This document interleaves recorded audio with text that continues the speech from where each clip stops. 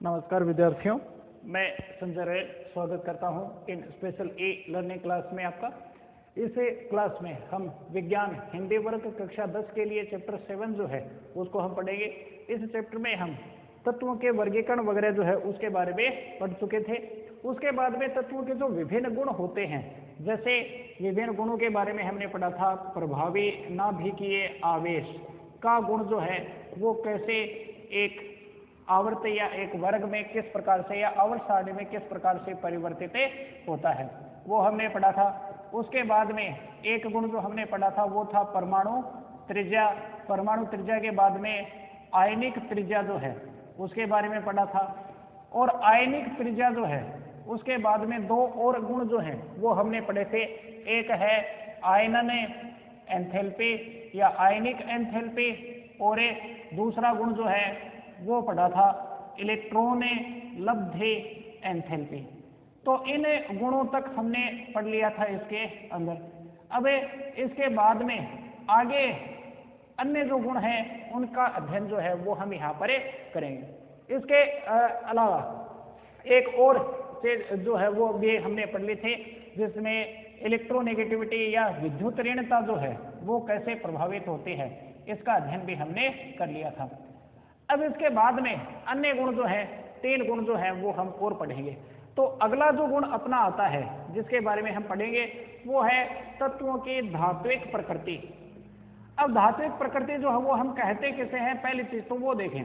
धात्विक प्रकृति को यदि हम सीधे सीधे देखें तो परिभाषा जो है वो ये बनती है कि किसी तत्व के परमाणु के द्वारा या किसी तत्व का परमाणु जो है, तो तत्व के परमाणु के द्वारा इलेक्ट्रॉन त्याग कर या इलेक्ट्रॉन का त्याग करके धनायन बनाने की प्रवृत्ति, यही क्या है, उसे तत्व की धात्विक प्रकृति कहलाती है। तो सीधा सा हो गया, कोई तत्व का परमाणु जब इलेक्ट्रॉन त्यागता है तो वो धनायन बनाता है, और धनायन बनाने की प्रवृत्ति वो दर्शाता है, तो उसे हम उसकी धात्विक प्रकृति कहेंगे। जैसे हम बात करें सोडियम की, सोडियम का जो परमाणु है उसमें भीतर 11 इलेक्ट्रॉन होते हैं और बाहर वाले कोष में इलेक्ट्रॉन, भीतर 11 प्रोटॉन होते हैं, बाहर वाले कोष में इलेक्ट्रॉन होते हैं 2, 8 और 1। और ये स्थायित्व प्राप्त करने के लिए एक इलेक्ट्रॉन का त्याग कर देता है, और इलेक्ट्रॉन का त्याग करके ये क्या करता है, सोडियम का धनायन बनाता है। तो इलेक्ट्रॉन का त्याग करके इसका जो धनायन बनाने की प्रवृत्ति है वही क्या है, इसकी धात्विक प्रकृति है। तो सोडियम इलेक्ट्रॉन का त्याग करता है और धनायन बनाता है। इसी तरह से कैल्शियम है, मैग्नीशियम है, पोटेशियम है, वो भी क्या करते हैं, धनायन बनाते हैं इलेक्ट्रॉन का त्याग करके। उनकी वही प्रकृति धात्विक प्रकृति जो है वो कहलाती है।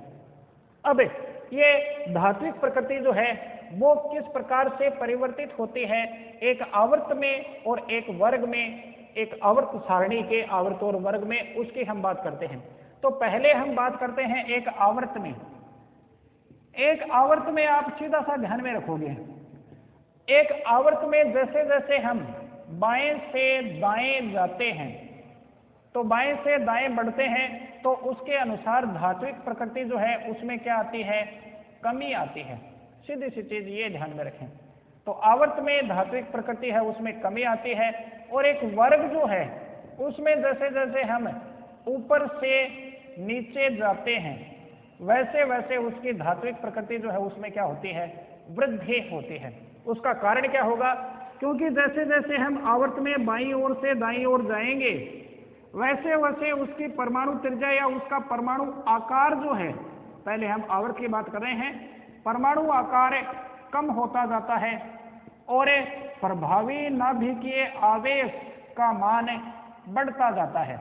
और जैसे जैसे प्रभावी नाभिकीय आवेश का मान बढ़ता है, नाभिक के द्वारा इलेक्ट्रॉन को आकर्षित करने की क्षमता बढ़ती है, इसलिए उसमें से इलेक्ट्रॉन को निकालना या इलेक्ट्रॉन का त्याग करना जो है वो उतना ही क्या हो जाता है, कठिन। और इलेक्ट्रॉन का त्याग करना ये धात्विक प्रकृति है, यानी धात्विक प्रकृति कठिनाई आने लगती है, यानी धात्विक प्रकृति कम होने लगती है। तो सीधी सी चीज ये ध्यान में रखें कि एक आवर्त में धात्विक प्रकृति में कमी आती है, क्योंकि परमाणु का आकार जो है वो घटता है और प्रभावी नाभिकीय आवेश का मान बढ़ता है, और इस कारण से धात्विक प्रकृति एक आवर्त में घटती है। अब एक वर्ग में बात करें, वर्ग में जैसे जैसे हम ऊपर से नीचे जाते हैं, जस्ट इसका उल्टा बता दें।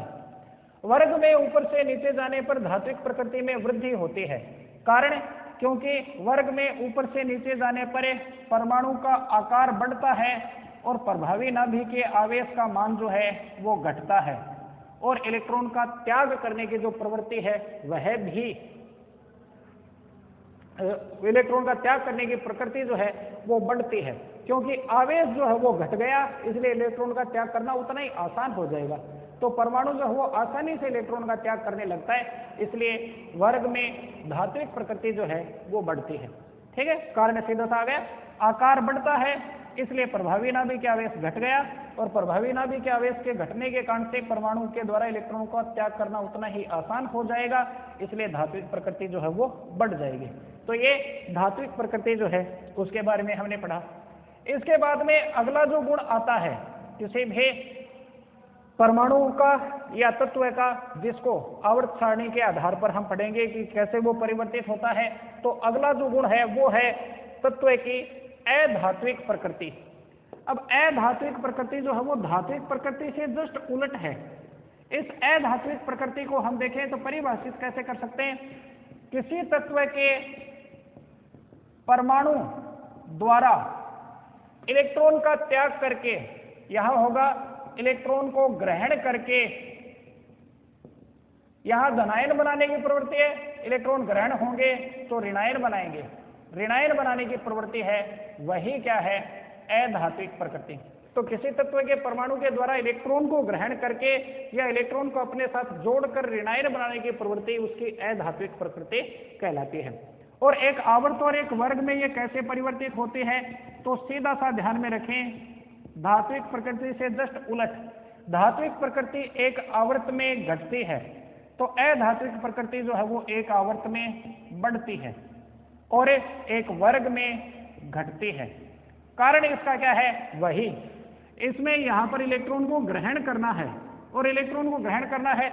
अब यदि हम देखें तो अधात्विक प्रकृति के अनुसार देखें तो इलेक्ट्रॉन को ग्रहण करना, जैसे जैसे हम बाईं ओर से दाईं ओर जाते हैं वैसे वैसे यदि हम देखें तो इलेक्ट्रॉन को ग्रहण करने की जो प्रवृत्ति है, यानी आकार छोटा होता जाता है, वैसे वैसे प्रभाव क्या पड़ेगा, आवर्त की बात करें,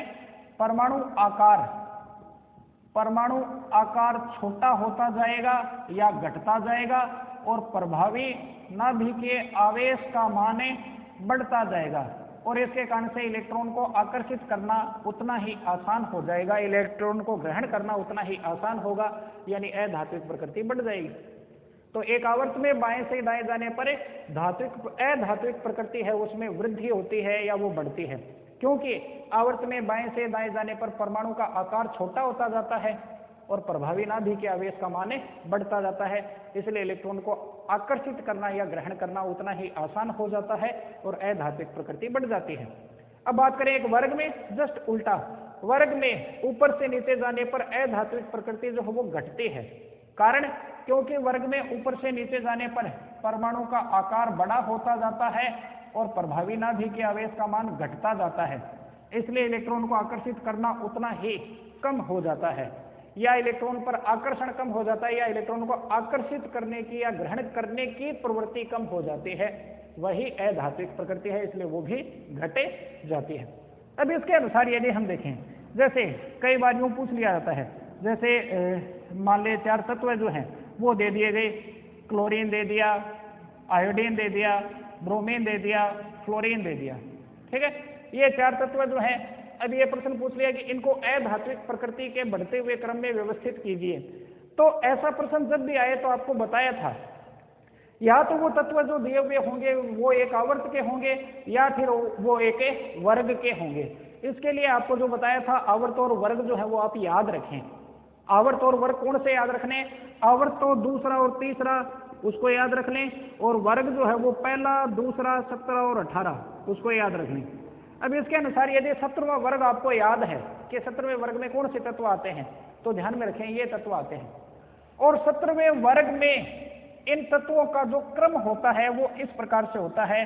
सबसे ऊपर है फ्लोरीन, फ्लोरीन के बाद में क्लोरीन, उसके बाद में ब्रोमीन और उसके बाद में क्या है, आयोडीन। तो ये सभी तत्व 17वें वर्ग के या एक ही वर्ग के सदस्य हैं और उस वर्ग में इनका क्रम जो है वो इस प्रकार होता है, फ्लोरीन, क्लोरीन, ब्रोमीन और आयोडीन। और एक वर्ग में ऊपर से नीचे जाने पर अधात्विक प्रकृति जो है उसमें कमी आती है।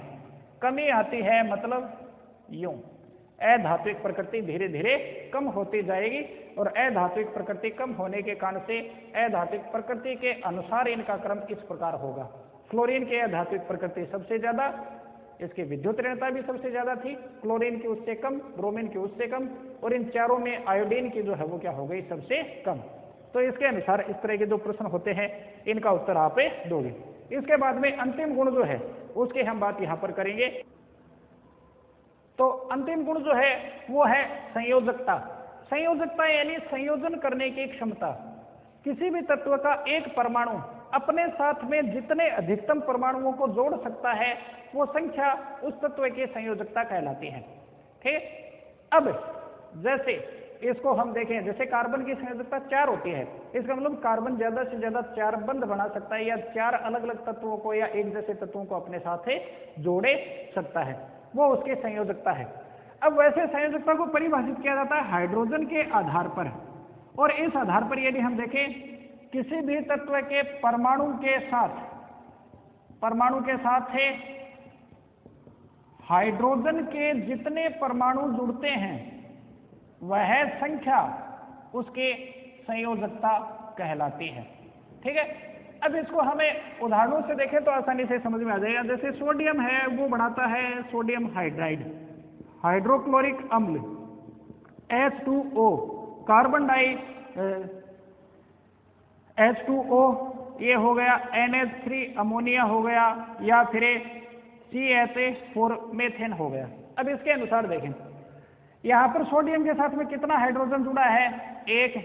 तो हाइड्रोजन की संख्या ही क्या है, संयोजकता है, तो सोडियम की संयोजकता भी कितनी है, 1। क्लोरीन के साथ में कितना हाइड्रोजन जुड़ा है, 1, तो क्लोरीन की संयोजकता भी 1 है। ऑक्सीजन के साथ में कितने हाइड्रोजन जुड़े हैं, 2, तो ऑक्सीजन की संयोजकता भी 2 है। और नाइट्रोजन के साथ में कितने हाइड्रोजन जुड़े हैं, 3, तो नाइट्रोजन की संयोजकता भी 3 हो गई। कार्बन के साथ में कितने हाइड्रोजन जुड़े हैं, 4, तो कार्बन की संयोजकता भी कितनी है, 4। यानी सीधा सा देखें, एकदम सीधा सा हो गया, किसी भी तत्व के परमाणु के साथ जितने हाइड्रोजन परमाणु जुड़े होते हैं उन हाइड्रोजन परमाणुओं की संख्या उस तत्व की संयोजकता कहलाती है। अब इसे कई बार दूसरे आधार पर, ऑक्सीजन के आधार पर भी परिभाषित करते हैं। ऑक्सीजन के जितने परमाणु जुड़े होते हैं किसी भी तत्व के साथ में, जितने भी परमाणु जुड़े हों उसका दुगुना उसे तत्व की संयोजकता होगी। ठीक है, अब देखें जैसे कार्बन डाइऑक्साइड, यहां पर कार्बन के साथ में ऑक्सीजन कितने जुड़े हैं, 2, और 2 का दुगुना होता है 4, तो कार्बन की संयोजकता भी कितनी है, 4 है। या फिर हमें देखें कैल्शियम ऑक्साइड, एक कैल्शियम के साथ में कितना ऑक्सीजन जुड़ा है, 1 का दुगुना 2, तो कैल्शियम की संयोजकता भी कितनी है, 2 है।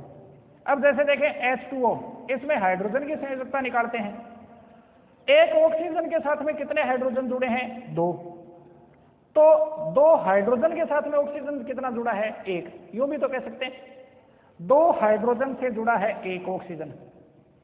तो जब 2 हाइड्रोजन से 1 ऑक्सीजन जुड़ता है तो 1 हाइड्रोजन से कितना ऑक्सीजन जुड़ेगा, आधा।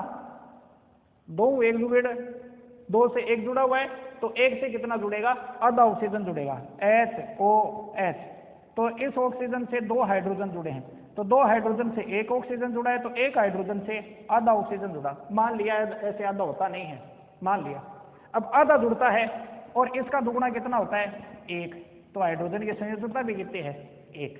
तो हाइड्रोजन की संयोजकता 1 हो गई। तो किसी भी तत्व के साथ जितने हाइड्रोजन परमाणु जुड़े होते हैं वह संख्या उसकी संयोजकता कहलाती है, या किसी भी तत्व के परमाणु के साथ में जितने ऑक्सीजन परमाणु जुड़े होते हैं उस संख्या का दुगुना जो है वो उस तत्व की संयोजकता कहलाती है। अब एक आवर्त सारणी के अनुसार ये जो संयोजकता है वो कैसे परिवर्तित होती है उसकी बात करें तो उसके लिए ये चीज ध्यान में रखनी है कि किसी भी तत्व की संयोजकता जो है वो निर्भर करती है उसके इलेक्ट्रॉन विन्यास पर। तो संयोजकता का निर्धारण जो है वो इलेक्ट्रॉन विन्यास के आधार पर होगा, और इलेक्ट्रॉन विन्यास के आधार पर हमें पता चलता है किसी भी तत्व के बाह्यतम कोश में उपस्थित इलेक्ट्रॉन की संख्या का, जिसे हम कहते हैं संयोजकता इलेक्ट्रॉन, और वही क्या करते हैं, संयोजकता का निर्धारण करते हैं।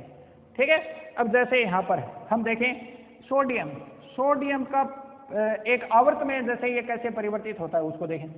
दूसरे आवर्त की बात करते हैं। दूसरे आवर्त के जो तत्व हैं वो ये हैं, lithium, beryllium, boron, carbon, nitrogen, oxygen, fluorine और नियोन।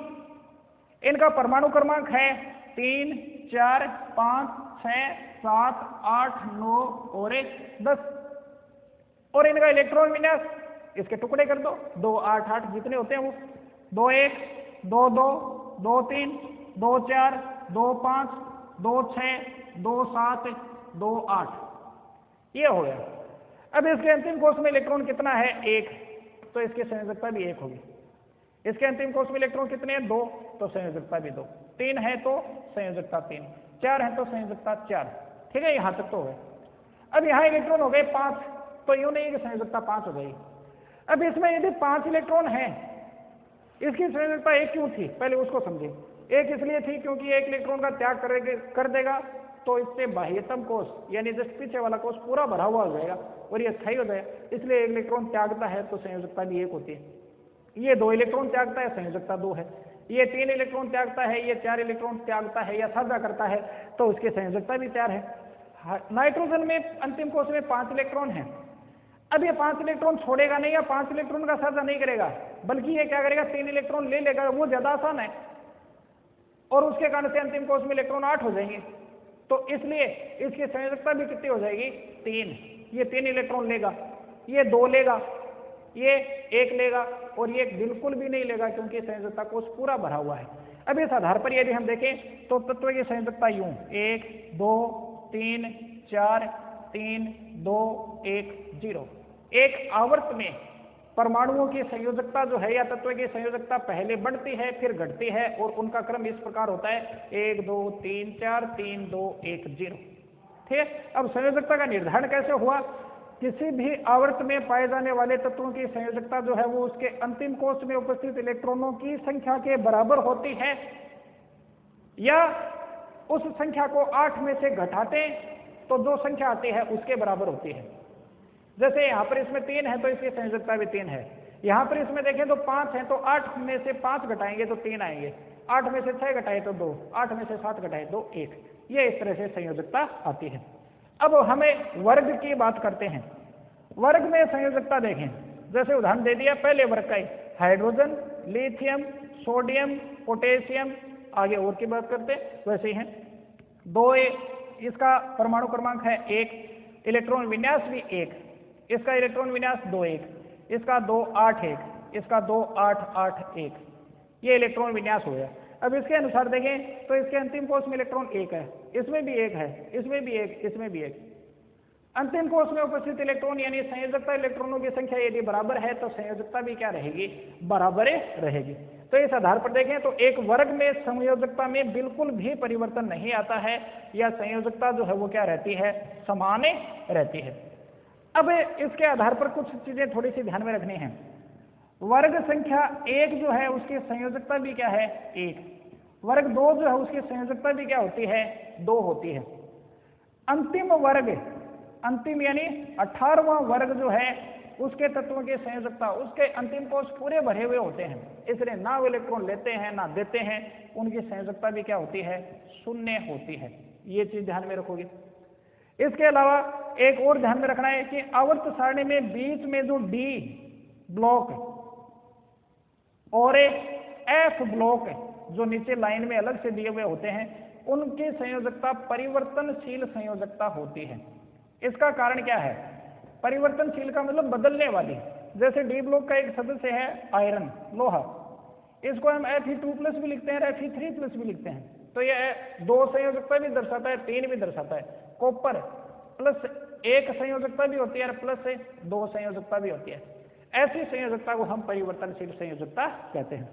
तो इस प्रकार से हमने संयोजकता जो है उसके बारे में पढ़ा और तत्व के विभिन्न गुणों के बारे में पढ़ा। इसी के साथ में अपना ये चैप्टर जो है वो पूरा होता है। अब अंत में ये जितने भी गुण वगैरह हमने पढ़े हैं इनमें थोड़ा सा यूँ कंफ्यूजन हो जाता है कि वृद्धि होती है, कमी आती है, इस कारण से रो रही है। इसको हम सीधा सा एक टेबल के रूप में याद रख सकते हैं। तो वो टेबल आपके सामने बढ़ाता हूं। हाँ, तो इस पाठ में हमने इन गुणों के बारे में पढ़ा है। आवर्त सारणी के संदर्भ में जो हमने पढ़े हैं वो गुण प्रभावी नाभिक आवेश, परमाणु आकार या त्रिज्या, आयनन एंथैल्पी, इलेक्ट्रॉन लब्धि एंथैल्पी, विद्युत ऋणता, धात्विक प्रकृति और अधात्विक प्रकृति। और एक अंतिम गुण जो है वो पढ़ा है संयोजकता। इसके अलावा एक और गुण जो है वो आया था, वो आयनिक त्रिज्या था, लेकिन उसके संदर्भ में नहीं पूछा जाता है कि आयनिक त्रिज्या एक आवर्त में बढ़ती है या घटती है। वैसे वो परमाणु त्रिज्या पर ही निर्भर करती है, उसके अनुसार ही परिवर्तन आता है। तो उसको आप रहने दें। इन 8 गुणों को हमें समझना है। इसमें से ये 8वां गुण जो है इसको तो एक बार रहने दें, इन 7 को एक साथ समझ लेते हैं। आवर्त और वर्ग में कैसे परिवर्तन आता है, तो इसमें सीधा सा याद रखें, ये पहला याद रख लें, प्रभावी नाभिकीय आवेश। एक आवर्त में जैसे जैसे हम बाईं ओर से दाईं ओर जाते हैं, प्रभावी नाभिकीय आवेश के मान में वृद्धि होती है। उसका कारण क्या था? क्योंकि जैसे जैसे हम इस ओर से इस ओर जाएंगे, नाभिक में प्रोटॉन की संख्या और बाहर संयोजकता कोष जो है उसमें इलेक्ट्रॉन की संख्या बढ़ती है। इसलिए ऋणायन और धनायन का मान बढ़ने से उनके मध्य आकर्षण भी बढ़ जाता है, यानी प्रभावी नाभिकीय आवेश का मान बढ़ जाता है। अब बात करें एक वर्ग में, जस्ट इसका उल्टा, एक वर्ग में ऊपर से नीचे जाने पर प्रभावी नाभिकीय आवेश के मान में क्या आती है? कमी। क्योंकि जैसे जैसे हम ऊपर से नीचे जाते हैं एक नया कोष जुड़ता जाता है, और एक नया कोष जुड़ते जाने के कारण से उसका आकार जो है वो बढ़ता जाता है, यानी नाभिक और अंतिम कोष के मध्य की दूरी बढ़ती जाती है। इसलिए प्रभावी नाभिकीय आवेश का मान जो है वो कम होता जाता है।